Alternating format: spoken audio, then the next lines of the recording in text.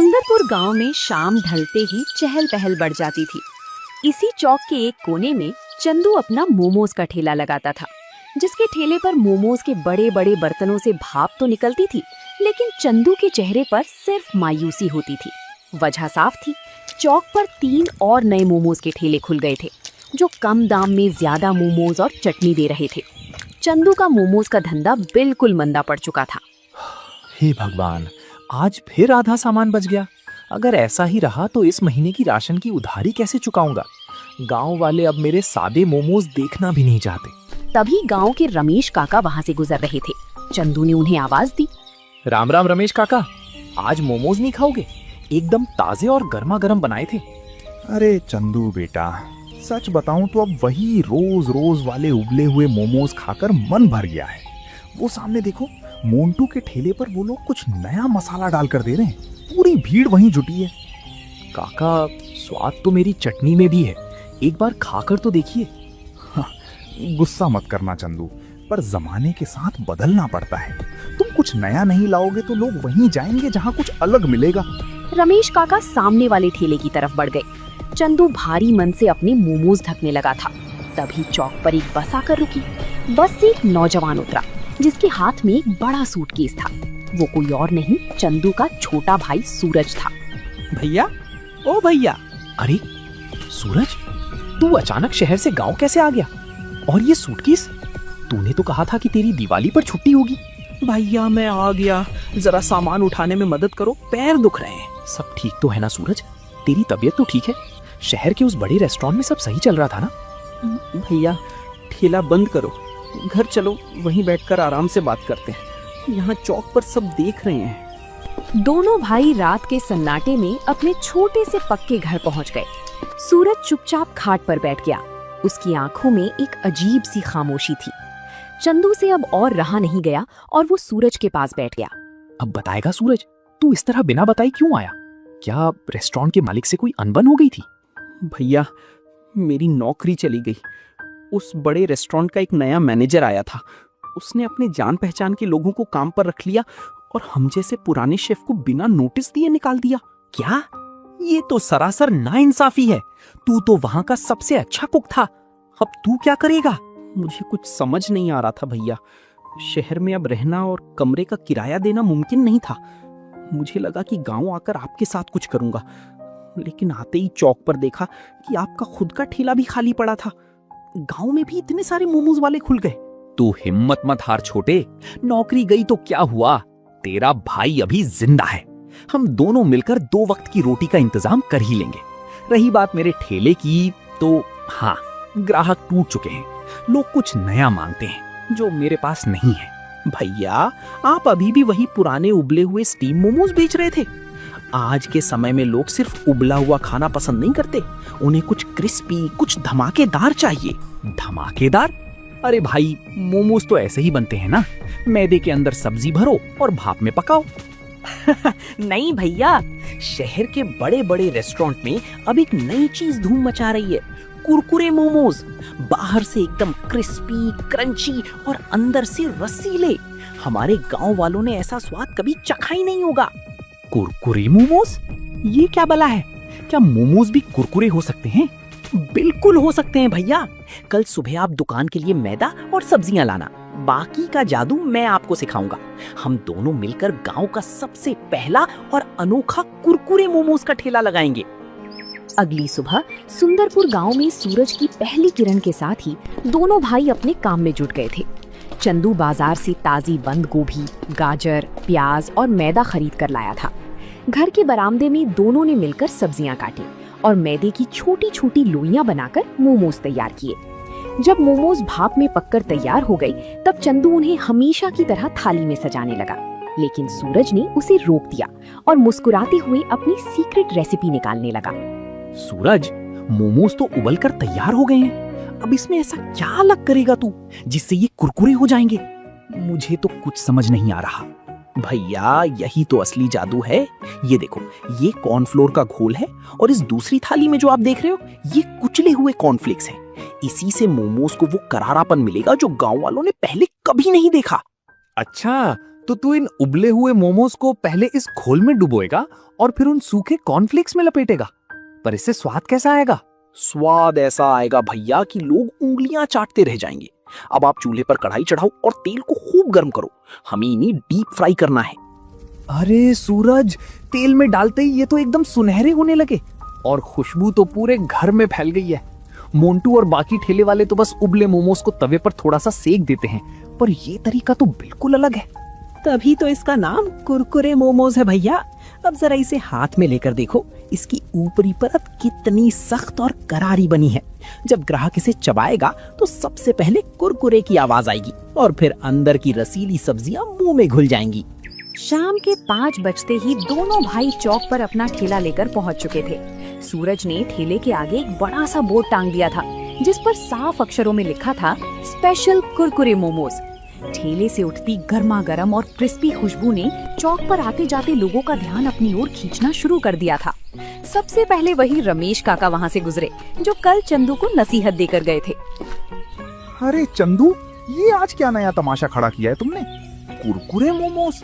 मोमोज तो मुलायम होते हैं, ये कुरकुरा क्या होता है भाई? राम राम काका, मैं चंदू का छोटा भाई सूरज हूँ। शहर के बड़े रेस्टोरेंट से सीख कर आया हूँ। आज पैसे मत दीजिए, बस हमारी तरफ से एक मोमो चक्कर देखिए। पसंद ना आए तो दोबारा मत खाइएगा।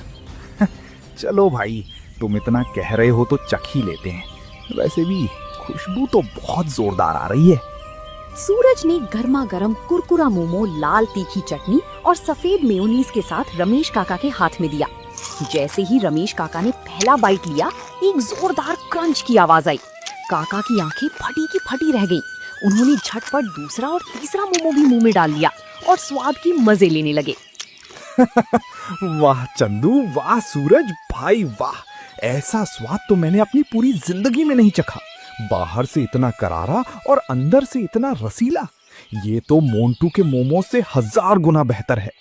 क्या हुआ काका, ऐसा क्या खा लिया जो इतने गुण गा रहे हो? जरा हमें भी तो बताओ। अरे लखन, मोंटू के ठेले को छोड़ो और सब लोग यहाँ आओ। चंदू और सूरज ने कोई ऐसी कमाल की चीज बनाई है जो मुंह में जाते ही मजा ला देती है। इसे कुरकुरे मोमोज कहते हैं। रमेश काका की बात सुनते ही चंदू के ठेले के सामने गांव वालों की भारी भीड़ जमा हो गई। हर कोई उस क्रंच की आवाज और अनोखे स्वाद को चखना चाहता था। सूरज फटाफट मोमोज को फ्राई कर रहा था और चंदू प्लेट सजाकर चटनी परोस रहा था। मोंटू और बाकी ठेले वाले दूर खड़े होकर चंदू के ठेले पर लगी लंबी कतार को हैरानी और मायूसी से देख रहे थे। उस दिन चंदू का सारा सामान सिर्फ 2 घंटे में बिक गया था। देखते ही देखते 2 हफ्ते बीत गए थे और सुंदरपुर गांव में चंदू के कुरकुरे मोमोज का डंका बजने लगा था। शाम होते ही लोग पहले से आकर लाइन लगा लेते थे। दोनों भाई मिलकर बहुत खुश थे और उनकी कमाई भी पहले से 3 गुना बढ़ चुकी थी। लेकिन चौक पर जो बाकी 3 ठेले वाले थे, उनकी दुकानदारी बिल्कुल ठप हो गई थी। सबसे ज्यादा परेशान मोंटू था, जिसका ठेला पहले सबसे ज्यादा चलता था। वो दूर खड़ा होकर चंदू की दुकान पर लगी भीड़ को घूर रहा था। ये चंदू तो पहले मक्खियां मारता था, अब अचानक इसके पास इतने ग्राहक कहां से आने लगे? और ये इसका छोटा भाई शहर से आकर क्या नई नौटंकी शुरू कर दी है? अरे मोंटू भाई, नौटंकी नहीं है। मैंने कल छुपकर उनका एक मोमो खाया था। सच में बहुत कुरकुरा और लाजवाब बनाते हैं वो लोग। हमारे उबले मोमोज को तो अब लोग मुफ्त में भी ना लें। चुप कर, तू तो दुश्मनों की तारीफ कर रहा है। अगर ऐसा ही रहा तो हमें अपना ठेला यहाँ से हटाना पड़ेगा। मुझे कुछ ना कुछ तो करना ही होगा। आखिर ये कुरकुरापन आता कहाँ से, ये पता लगाना पड़ेगा। उधर चंदू के ठेले पर ग्राहकों की लाइन लगी थी। लखन अपनी प्लेट खत्म करके चंदू के पास पैसे देने आया था और उसकी तारीफों के पुल बांध रहा था। चंदू भाई, सच में कमाल कर दिया तुम दोनों ने। मेरी पत्नी तो रोज शाम को कहती है कि बाजार जाओ तो सिर्फ चंदू के ही कुरकुरे मोमोज लाना। इस स्वाद में कुछ तो जादू है। ये सब आप लोगों का प्यार है लखन भाई, और असली जादू तो मेरे छोटे भाई सूरज के हाथों का है, जो शहर से ये हुनर सीख कर आया है। हाँ लखन भैया, हम हर रोज ताजी सब्जियां लाते हैं और सफाई का पूरा ध्यान रखते हैं। आप लोग बस ऐसे ही आते रहिए, हमारा हौसला बढ़ता रहेगा। जैसे जैसे दिन बीत रहे थे, कुरकुरे मोमोज की मांग इतनी बढ़ गई थी कि दोनों भाइयों के हाथ छोटे पड़ने लगे थे। सुबह से लेकर दोपहर तक हाथ से मोमोज बनाने में उनका सारा समय चला जाता था। फिर भी शाम को सामान कम पड़ जाता था। सूरज ने महसूस किया कि अगर उन्हें अपना काम और बढ़ाना है तो उन्हें थोड़ी नई तकनीक का सहारा लेना होगा। रात को खाना खाने के बाद दोनों भाई खाट पर बैठकर इसी बारे में चर्चा कर रहे थे। सूरज, आज तो पैर जवाब दे गए। ग्राहक इतने ज्यादा थे कि हम सबको मोमोज दे भी नहीं पाए। हाथ से कितनी लोइयां बेलेंगे हम? सुबह से शाम तक बस यही करते रहते हैं। भैया मैं भी यही सोच रहा था। शहर में मैंने देखा था कि बड़े रेस्टोरेंट में हाथ से बेलने की बजाय डो शीटर और मोमोज शेपिंग मशीन का इस्तेमाल होता है, जिससे मिनटों में कई मोमोज तैयार हो जाते हैं। और सब्जियां काटने के लिए एक बढ़िया सा चॉपर आता है। अरे बाप रे, मशीन? सूरज, वो तो बहुत महंगी आती होगी ना? हमारे पास इतने पैसे कहाँ हैं? भैया पिछले 2 हफ्तों में हमारी जो अच्छी कमाई हुई है उसे मैंने संभाल कर रखा है। और हमें बहुत बड़ी मशीन नहीं, बस एक छोटी सी हाथ से चलने वाली मिक्सर चॉपर और एक सांचा लेना है। इससे हमारा समय आधा बचेगा और हम ज्यादा मोमोज बना पाएंगे। तू सही कह रहा है छोटे। जब से तू आया है मेरा तो भाग्य ही बदल गया है। ठीक है, कल सुबह हम दोनों पास के शहर के बाजार चलेंगे और ये मशीनें खरीद कर लाएंगे। अगले दिन दोनों भाई शहर गए और अपनी दुकान के लिए जरूरी मशीनें और नया सामान ले आए। अब उनका काम बहुत आसान और तेज हो गया था। वे अब रोजाना 500 से ज्यादा मोमोज बनाने लगे थे और गांव के साथ साथ पास के दूसरे गांवों से भी लोग उनके ठेले पर आने लगे थे। चंदू और सूरज की ये तरक्की पूरे सुंदरपुर गांव में चर्चा का विषय बन चुकी थी। धीरे धीरे समय बीतता गया और एक दिन गांव के बड़े मैदान में बहुत बड़ा मेला लगने वाला था। चंदू और सूरज जानते थे कि इस मेले में पूरे इलाके से हजारों लोग आएंगे। दोनों भाइयों ने फैसला किया कि वे मेले में अपना एक बड़ा स्टॉल लगाएंगे। लेकिन इस बार मोंटू ने भी अपनी रणनीति बदल ली थी। उसने अपने मोमोज का दाम आधा कर दिया था ताकि वो चंदू के ग्राहकों को अपनी तरफ खींच सके। सुनो सब लोग, आज मैंने मोमोज की प्लेट सीधे आधी कीमत पर कर दी है। चंदू चाहे जितने भी कुरकुरे मोमोज बना ले, पर जब लोग देखेंगे कि यहाँ सस्ते में पेट भर रहा है तो सब यहीं आएंगे। तभी वहाँ से रमेश काका गुजर रहे थे। उन्होंने मोंटू की बात सुन ली और रुक गए। अरे मोंटू भाई, तुम कीमत चाहे जितनी कम कर लो, पर जो स्वाद और करारापन चंदू के कुरकुरे मोमोज में है वो तुम्हारे इस मोमोज में कहाँ। लोग अब स्वाद के दीवाने हैं, पैसों के नहीं। काका आप देखते जाओ, आज मेले में मेरी ही दुकान पर सबसे ज्यादा बिक्री होगी। शाम को मेला शुरू हुआ। चंदू और सूरज ने अपने स्टॉल को बहुत ही सुंदर तरीके से सजाया था। जैसे ही मेले में भीड़ बढ़ी, चंदू के स्टॉल के सामने पैर रखने तक की जगह नहीं बची। सूरज, लोग तो रुकने का नाम ही नहीं ले रहे हैं। जो कढ़ाई में मोमोज छनकर निकल रहे हैं वो प्लेट में सजने से पहले ही बिक जा रहे हैं। तेरी वो पुदीने वाली नई चटनी तो लोगों को बहुत भा रही है। भैया मैंने कहा था ना कि त्योहार पर लोग कुछ खास खाना पसंद करते हैं। आप बस चटनी और म्यूनीज डालते जाओ, आज हमें गांव का रिकॉर्ड तोड़ना है। रात के 10 बज चुके थे। मेले में चंदू और सूरज का सारा स्टॉक खत्म हो चुका था। उनकी जेबें नोटों से भरी हुई थी। दोनों भाई खुशी खुशी अपना स्टॉल समेट रहे थे। तभी चंदू की नजर दूर मोंटू के स्टॉल पर पड़ी। मोंटू का सारा सामान वैसा का वैसा ही रखा था और वो उदास बैठा था। उसकी आंखों में आंसू थे। चंदू का दिल पिघल गया। उसने सूरज को इशारा किया और दोनों मोंटू के पास पहुंचे। क्या हुआ मोंटू भाई, इतने उदास क्यों बैठे हो? आज तो मेले का इतना बड़ा दिन था। चंदू भाई, तुम यहाँ? मेरी किस्मत ही खराब है। मैंने दाम भी आधे कर दिए, फिर भी कोई मेरे स्टॉल पर नहीं आया। मेरा सारा सामान बर्बाद हो गया। मैं कर्ज कैसे चुकाऊंगा? मोंटू भैया, आपकी किस्मत खराब नहीं है, बस आपका तरीका थोड़ा पुराना हो गया था। व्यापार में किसी से जलने की बजाय अपने काम को बेहतर करने पर ध्यान देना चाहिए। ग्राहकों को कम दाम नहीं, अच्छा स्वाद और नयापन चाहिए होता है। मुझे माफ कर दो चंदू भाई, माफ कर दो सूरज। मैं मन ही मन तुम दोनों से बहुत जलता था और सोचता था कि तुम्हारी दुकान कैसे बंद करवाऊं, पर आज मेरी आंखें खुल गईं। तुम दोनों सच में बहुत मेहनत करते हो। अरे मोंटू भाई, हम सब एक ही गांव के हैं। पुरानी बातें भूल जाओ। अगर तुम चाहो तो कल से तुम भी हमारे साथ काम कर सकते हो। सूरज तुम्हें भी कुरकुरे मोमोज बनाने का सीक्रेट सिखा देगा। हम सब मिलकर इस काम को और बड़ा करेंगे।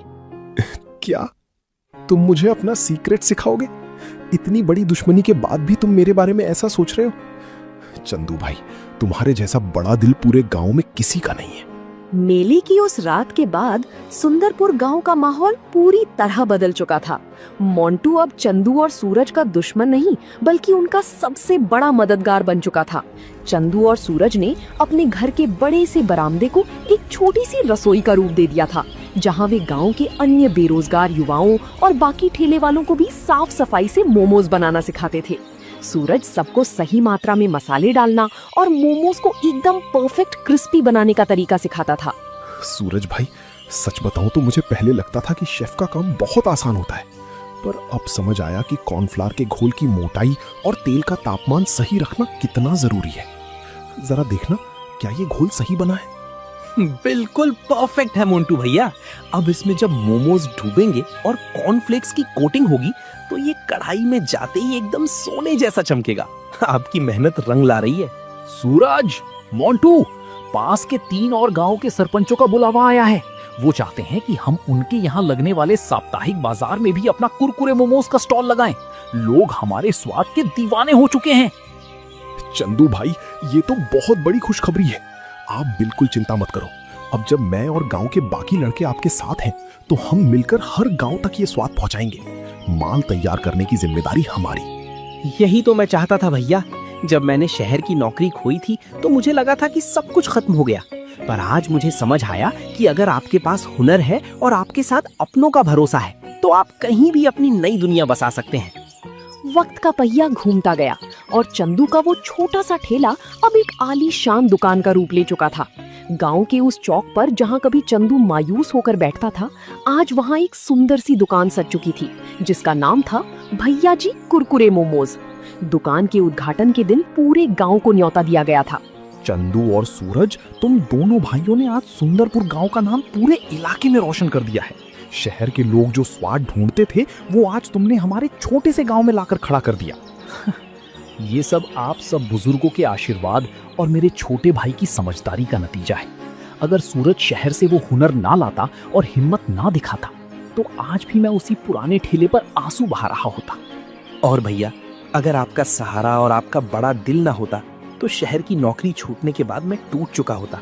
ये दुकान सिर्फ मोमोज की नहीं है, ये हम दोनों भाइयों के प्यार और मेहनत की निशानी है।